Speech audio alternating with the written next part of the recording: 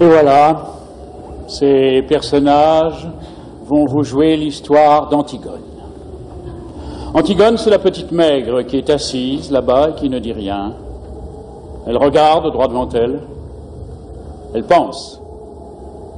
Elle pense qu'elle va être Antigone tout à l'heure, qu'elle va surgir soudain de la maigre jeune fille noiraude et renfermée que personne ne prenait au sérieux dans la famille, et se dresser seule en face du monde, seule en face de Créon, son oncle, qui est le roi. Elle pense qu'elle va mourir, qu'elle est jeune, et qu'elle aussi, elle aurait bien aimé vivre. Mais il n'y a rien à faire, elle s'appelle Antigone, et il va falloir qu'elle joue son rôle jusqu'au bout. Et depuis que ce rideau s'est levé, elle sent qu'elle s'éloigne à une vitesse vertigineuse de sa sœur, Ismène, qui bavarde et rit avec un jeune homme. Elle sent qu'elle s'éloigne de nous aussi, qui sommes là, bien tranquilles à la regarder. De nous qui n'avons pas à mourir ce soir.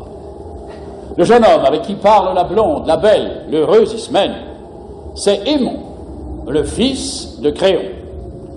Il est le fiancé d'Antigone. Tout le portait vers Ismène. Son goût de la danse et des jeux, son goût du bonheur et de la réussite, sa sensualité aussi, car Ismène est bien plus belle qu'Antigone. Et puis un soir de bal, où il n'avait dansé qu'avec Ismène, un soir où Ismène avait été éblouissante dans sa nouvelle robe, il a été trouvé Antigone, qui rêvait dans un coin comme en ce moment, ses bras entourant ses genoux, et il lui a demandé d'être sa femme. Personne n'a jamais compris pourquoi. Antigone a levé sans étonnement ses yeux graves sur lui, et lui a dit oui, avec un petit sourire triste. L'orchestre attaquait une nouvelle danse. Ismène riait aux éclats là-bas, au milieu des autres garçons, et voilà, maintenant lui, il allait être le mari d'Antigone. Il ne savait pas qu'il ne devait jamais exister de mari d'Antigone sur cette terre et que ce titre princier lui donnait seulement le droit de mourir. Cet homme, robuste, aux cheveux grisonnants, qui médite là, près de son page, c'est Créon, c'est le roi. Il a des rides, il est fatigué, il joue au jeu difficile de conduire les hommes. Avant du temps d'Édipe, quand il n'était que le premier personnage de la cour, il aimait la musique, les belles reliures, les longues flâneries chez les petits antiquaires de Thèbes. Mais Édipe et ses fils sont morts. Il a laissé ses livres, ses objets, il a retroussé ses manches et il a pris leur place. Alors quelquefois, le soir, il est fatigué. Il se demande s'il n'est pas vain de conduire les hommes, si ce n'est pas un office sordide qu'on doit laisser à d'autres, plus fruste. Et puis, au matin, des problèmes précis se posent qu'il faut résoudre, et il se lève, tranquille, comme un ouvrier au seuil de sa journée. Créon est seul, seul avec son petit page, qui est trop petit, et qui ne peut rien non plus pour lui. Ce garçon là-bas au fond, qui rêve, adossé au mur, solitaire, c'est le messager. C'est lui qui viendra annoncer la mort d'Aimon tout à l'heure. C'est pour cela qu'il n'a pas envie de bavarder ni de se mêler aux autres. Il sait déjà. Enfin, ces trois hommes qui jouent, ce sont les gardes. Ce ne sont pas de mauvais bougres, ils ont des femmes, des enfants et des petits ennuis comme tout le monde. Mais ils vous emploieront les accusés le plus tranquillement du monde tout à l'heure. Ils sont dépourvus de toute imagination. Ce sont les auxiliaires, toujours innocents et toujours satisfaits d'eux-mêmes, de la justice, pour le moment, jusqu'à ce qu'un nouveau chef de Thèbes, dûment mandaté, leur ordonne de l'arrêter à son tour. Ce sont les auxiliaires de la justice de Créon. Et maintenant que vous les connaissez tous, Ils vont pouvoir vous jouer leur histoire.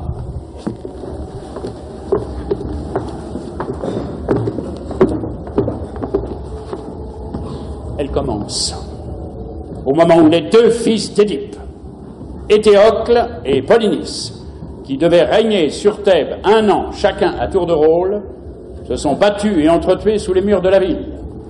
Éthéocle, l'aîné, au terme de la première année de pouvoir, ayant refusé de céder la place à son frère. 7 grands princes étrangers que Polynice avait gagnés à sa cause ont été défaits devant les 7 portes de Thèbes. Maintenant, la ville est sauvée. Les 2 frères ennemis sont morts. Et Créon, le roi, a ordonné qu'à Éthéocle, le bon frère, il serait fait d'imposantes funérailles, mais que Polynice, le vaurien, le révolté, le voyou, serait laissé sans pleurs et sans sépulture, la proie des corbeaux et des chacals. Quiconque osera lui rendre les devoirs funèbres sera impitoyablement puni de mort.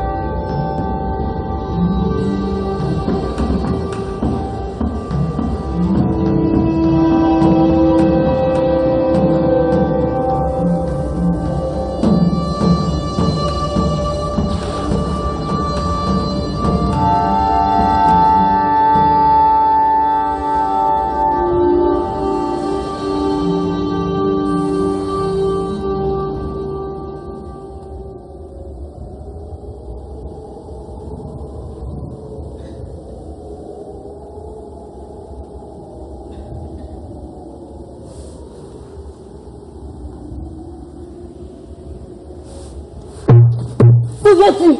Chut. De me promener. Maurice, c'était beau. Tout était gris.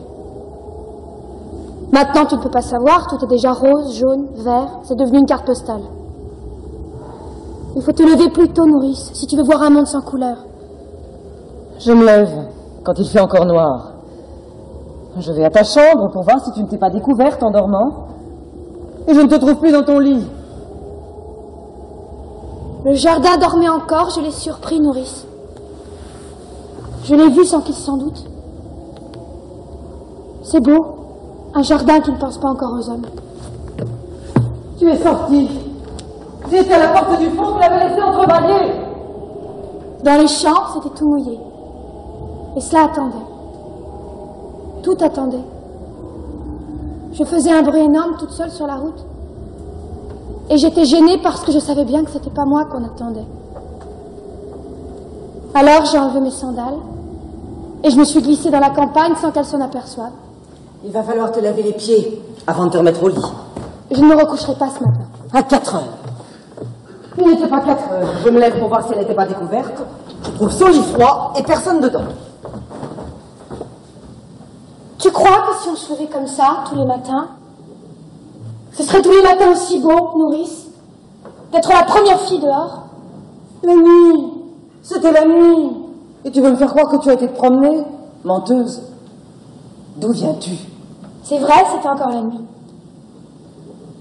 Et il n'y avait que moi, dans toute la campagne, à penser que c'était le matin. C'est merveilleux, Maurice. J'ai cru au jour la première, aujourd'hui. Fais la folle. Fais la folle.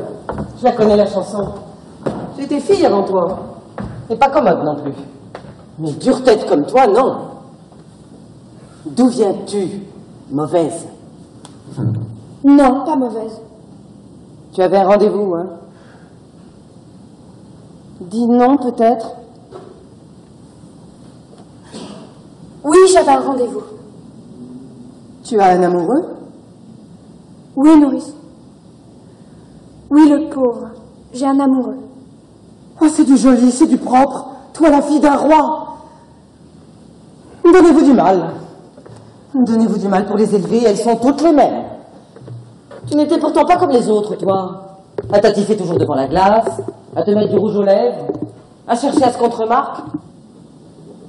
Qui est-ce? Un voyou, hein, peut-être. Un garçon que tu ne peux pas dire à ta famille. Voilà, c'est lui que j'aime, je veux l'épouser. C'est ça. Hein? C'est ça? Répondons, fanfaronne. Oui, nourrice. Et elle dit oui. Miséricorde. Je l'ai eu toute gamine. J'ai promis à sa pauvre mère que j'en ferais une honnête fille. Et voilà. Oh, mais ça ne va pas se passer comme ça, ma petite. Je ne suis que ta nourrice. Et tu me traites comme une vieille bête, bon. Mais ton oncle Créon saura, je te le promets. Oui, nourrice. Mon oncle Créon saura. Laisse-moi maintenant. Et tu verras ce qu'il dira quand il apprendra que tu te lèves la nuit. Et Aimon? Et ton fiancé? Car elle est fiancée. Elle est fiancée et à 4 heures du matin, elle quitte son lit pour aller courir avec un autre. Et ça vous répond qu'on la laisse. Ça voudrait qu'on ne dise rien. Et tu sais ce que je devrais faire? Te battre, comme lorsque tu étais petite. Nounou, tu ne devrais pas trop crier. Tu ne devrais pas être trop méchante ce matin. Pas crier. Je ne dois pas crier par-dessus le marché. Moi qui avais promis à ta mère. Qu'est-ce qu'elle me dirait, ta mère, si elle était là? Une vieille bête. Oui. Une vieille bête qui n'a pas su me la garder pure, ma petite. Toujours à crier, à faire le chien de garde, à leur tourner autour avec des lainages pour qu'elles ne prennent pas froid, ou des laits de poule pour les rendre fortes. Mais à 4 heures du matin, tu dors, vieille bête. Tu dors, toi qui ne peux pas fermer l'œil. Et tu les laisses filer, marmotte. Et quand tu arrives, le lit est froid. Voilà ce qu'elle me dira, ta mère, là-haut, quand j'y monterai. Et moi, j'aurais honte. Honte à en mourir s'il n'était pas déjà morte. Je ne pourrais que baisser la tête et répondre: Madame Jocaste, c'est vrai? Non. Nourrice, ne pleure plus. Tu pourras regarder maman bien en face quand tu iras la retrouver. Et elle te dira: bonjour, nounou. Merci pour la petite Antigone. Tu as bien pris soin d'elle. Elle sait pourquoi je suis sortie ce matin. Tu n'as pas d'amoureux? Non, nounou. Tu te moques de moi alors? Oh, tu vois, je suis trop vieille. Tu étais ma préférée, malgré ton sale caractère. Ta sœur était plus douce, et je croyais que c'était toi qui m'aimais. Si tu m'aimais, tu m'aurais dit la vérité. Pourquoi ton lit était-il froid quand je suis venue te border? Nounou, je suis pure. Je n'ai pas d'autre amoureux qu'Aimon, mon fiancé, je te le jure. Je peux même te jurer, si tu veux, que je n'aurai jamais d'autre amoureux. Garde tes larmes. Garde tes larmes. Tu en auras peut-être besoin encore, nounou. Et quand tu pleures comme cela, je redeviens petite. Et il ne faut pas que je sois petite ce matin. Tu es déjà levée? Je viens de ta chambre. Oui, je suis déjà levée. Oh, toutes les deux alors. Toutes les deux, vous allez devenir folles et vous lever avant les servantes. Vous croyez que c'est bon d'être debout le matin, à jeun? Que c'est convenable pour des princesses? Oh, vous n'êtes seulement pas couvertes. Oh, non, vous allez voir que vous allez encore me prendre mal. Laisse-nous, nourrice.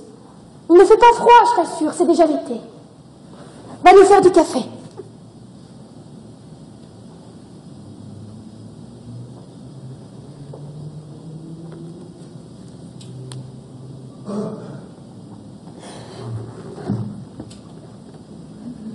Je voudrais bien un peu de café, s'il te plaît, Nounou. Cela me ferait du bien. Ma Colombe, la tête lui tourne d'être sans rien. Et je suis là comme une idiote, au lieu de lui donner quelque chose de chaud. Tu es malade? Ce n'est rien, un peu de fatigue. C'est parce que je me suis levée tôt. Moi non plus, je n'ai pas dormi.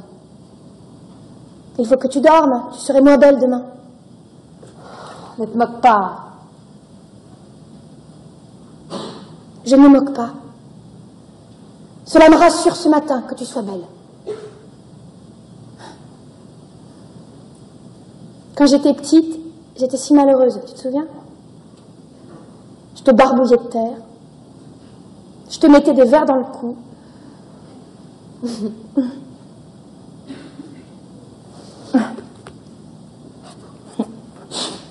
Une fois, j'étais attachée à un arbre et je t'ai coupé tes cheveux. Tes beaux cheveux. Comme cela doit être facile de ne pas penser de bêtises, avec toutes ces belles mèches lisses et bien ordonnées autour de la tête. Pourquoi parlais-tu d'autre chose? Je ne parle pas d'autre chose. Tu sais, j'ai bien pensé, Antigone. Oui? J'ai bien pensé toute la nuit. Tu es folle. Oui. Nous ne pouvons pas. Pourquoi? Il nous ferait mourir. Bien sûr. À chacun son rôle. Lui, il doit nous faire mourir. Et nous devons aller enterrer notre frère. C'est comme cela que ça a été distribué. Qu'est-ce que tu veux que nous y fassions? Je ne veux pas mourir. Moi aussi. J'aurais bien voulu ne pas mourir. Écoute. J'ai bien réfléchi toute la nuit. Je suis l'aînée, je réfléchis plus que toi. Il y a des fois, il ne faut pas trop réfléchir. Si, Antigone. D'abord, bien sûr, c'est horrible, et j'ai pitié, moi aussi, de mon frère. Mais je comprends un peu notre oncle. Moi, je ne veux pas comprendre un peu. Il est le roi, il faut qu'il donne l'exemple. Et moi, je ne suis pas le roi. Chut. Il ne faut pas que je donne l'exemple, moi. Elle fait ce qui lui passe par la tête, la petite Antigone. La sale bête, l'entêtée, la mauvaise. Et puis après, on la met dans un coin ou dans un trou, et c'est bien fait pour elle.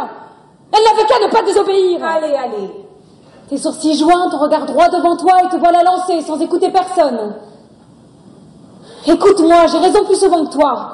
Je ne veux pas avoir raison. Essaie de comprendre au moins. Comprendre. Vous n'avez que ce mot-là dans la bouche, tous. Depuis que je suis toute petite. Il fallait comprendre qu'on ne peut pas toucher à l'eau. À la belle et fuyante eau froide parce que ça mouille les dalles. À la terre parce que ça tache les robes. Il fallait comprendre qu'on ne doit pas manger tout à la fois. Donner tout ce qu'on a dans ses poches aux mendiants qu'on rencontre. Courir. Courir dans le vent jusqu'à ce qu'on tombe par terre et boire quand on a chaud. Et se baigner quand il est trop tôt ou trop tard. Mais pas juste quand on en a envie. Comprendre. Toujours comprendre. Mais moi je ne veux pas comprendre. Je comprendrai quand je serai vieille. Si je deviens vieille, pas maintenant. Il est plus fort que nous, Antigone. Il est le roi. Et ils pensent tous comme lui dans la ville. Ils sont des milliers et des milliers autour de nous. Grouillant dans toutes les rues de Thèbes. Je ne t'écoute pas. Ils nous hueront. Ils nous prendront avec leurs 1000 bras, leurs 1000 visages et leur unique regard. Ils nous cracheront à la figure. Et il faudra avancer dans leur haine, sur la charrette, avec leur odeur et leur rire, jusqu'au supplice. Et souffrir? Il faudra souffrir. Sentir que la douleur monte, qu'elle est arrivée au point où on ne peut plus la supporter, qu'il faudrait qu'elle s'arrête, mais qu'elle continue pourtant et monte encore, comme une voix aiguë. Oh, je ne peux pas. Je ne peux pas.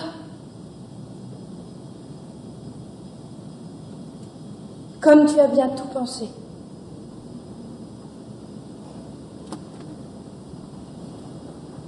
Toute la nuit. Pas toi? Si, bien sûr. Tu sais, moi, je ne suis pas très courageuse. Moi non plus. Mais qu'est-ce que cela fait? Tu n'as donc pas envie de vivre, toi? Pas envie de vivre. Qui se levait, la première le matin, rien que pour sentir l'air froid sur sa peau nue? Qui se couchait la dernière, seulement quand elle n'en pouvait plus de fatigue pour vivre encore un peu plus la nuit? Qui pleurait déjà, toute petite, en pensant qu'il y avait tant de petites bêtes, tant de brins d'herbe dans le pré, et qu'on ne pouvait pas tous les prendre? Oh, ma petite sœur. Ah non, laisse-moi. Ne me caresse pas. Ne nous mettons pas à pleurnicher ensemble maintenant. Tu as bien réfléchi, tu dis. Tu penses que toute la ville hurlante contre toi, tu penses que la peur et la douleur de mourir, c'est assez. Oui, sers-toi de ces prétextes. Je t'en supplie, Antigone. C'est bon pour les hommes de croire aux idées et de mourir pour elles. Toi, tu es une fille. Une fille, oui. Et je sais pleurer d'être une fille. Ton bonheur est là, devant toi. Et tu n'as qu'à le prendre, tu es fiancée. Tu es jeune, tu es belle. Non, je ne suis pas belle. Pas belle comme nous, mais autrement. Tu sais bien que c'est sur toi que se retournent les petits voyous dans la rue. Que c'est toi que les petites filles regardent passer, soudain muettes, sans pouvoir te quitter des yeux jusqu'à ce que tu aies tourné le coin. Des voyous. Des petites filles. Et aimons, Antigone.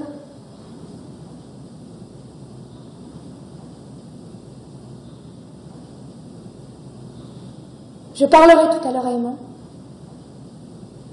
Aimon sera tout à l'heure une affaire réglée. Tu es folle. Tu m'as toujours dit que j'étais folle. Pour tout, depuis toujours.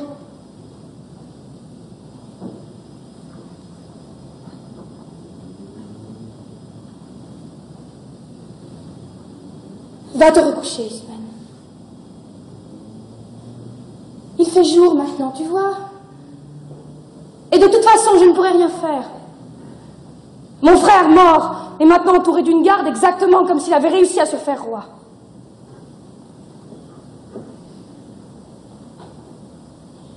Va te recoucher. Tu es toute pâle de fatigue. Et toi? Je n'ai pas envie de dormir. Mais je te promets que je ne bougerai pas d'ici avant ton réveil. Nourrice va m'apporter à manger. Va dormir encore. Le soleil se lève seulement. Tu as les yeux tout petits de sommeil. Va.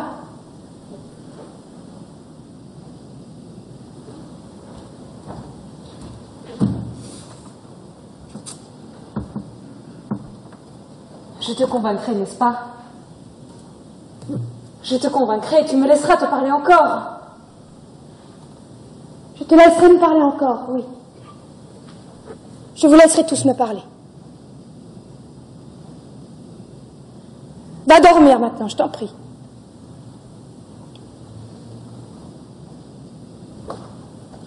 Tu serais moins belle demain.